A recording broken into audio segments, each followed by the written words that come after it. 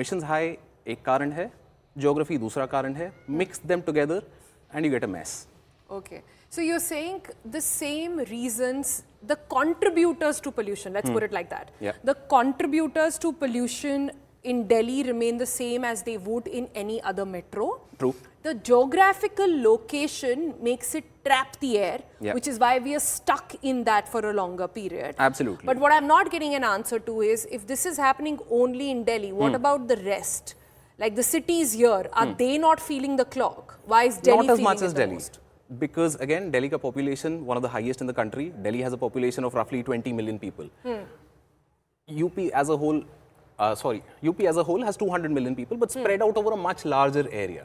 So any single place, you'll not see a lot of that, concentrated smog happening.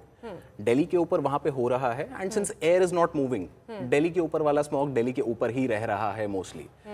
In the months of December and January, what happens is there is something called western disturbances.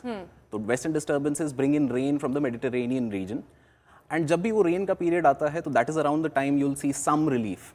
क्योंकि वो rain की वजह से there is a movement of wind. Got it. Movement of wind means clearing of some of the smog, but again, because it's small periods, थोड़ा-थोड़ा कभी rain होती है, so you get small respite. So this is the reason why things are becoming worse.